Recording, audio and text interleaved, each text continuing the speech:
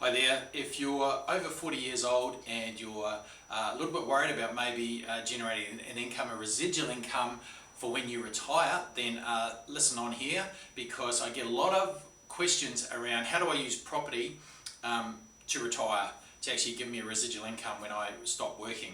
So there's a couple of things that you have to look at. First of all, you have to understand that while you're working, you have to generate the biggest pie that you can, so that it can generate the biggest income for you from that.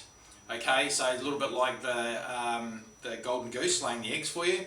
You don't want to eat the goose, otherwise you're not going to get any eggs. So you need to generate the biggest pie possible, but you don't want to, once you stop working, you don't want to be getting into that pie and using that money or those assets, selling those assets, because they're the thing that have to keep generating you an income.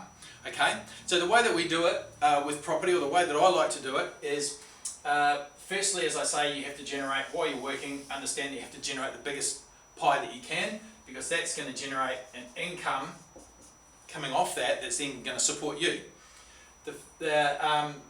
Once we get to that point, we also don't want to have any debt, because there's no point getting this and then just paying it into debt.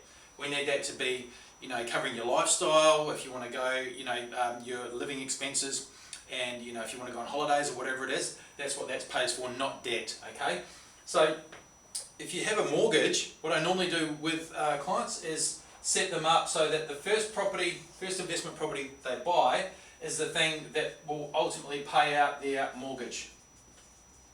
Okay, so quite often mortgage term is set at 25-30 years. If you get another property that's tagged to pay that mortgage down over a period of time, then you'll find that you'll probably get rid of that mortgage in a few years rather than 20 to 30 years. Okay, so that's the first thing that we want to do if you have an outstanding mortgage, because, as I said, we don't want that debt when you stop working. The next phase is we also want to accumulate other properties over time, and these are what is going to give us a residual income. Okay, so that's what's ultimately going to pay us out. But as we buy these, of course, and while we're working, we'll be using leverage, we'll be using debt to purchase those, which is fine. Okay, so while we're working, we're trying to create as big as pie as possible by maximising our income. And I always say we're employing the tenant and the tax man. So we're employing them to work for us in the background while we're just off doing our job and doing our day-to-day things, and they're in the background beavering away, so that ultimately they can replace you as the worker, so that you don't have to swap your time for money anymore. So what happens now in this part, we've got rid of the mortgage. We get to the point where you've accumulated some assets, some property assets, and then ultimately once you get to that point, these are carrying debt. You're also getting tax back, and you're getting rental income, so you've got the tenant and the taxman working for you.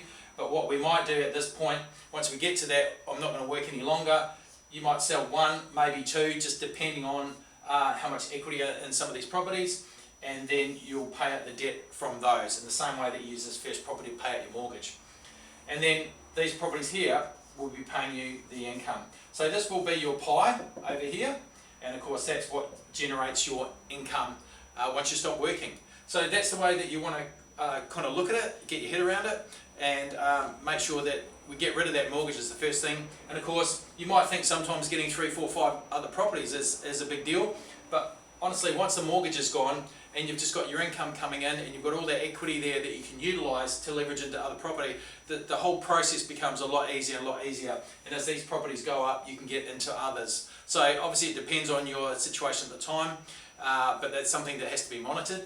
And the process, it is a process. We run this process so that ultimately it gets you to a point where you can free yourself by using investment properties to do that. So I hope that was of some help, and I hope to talk to you soon.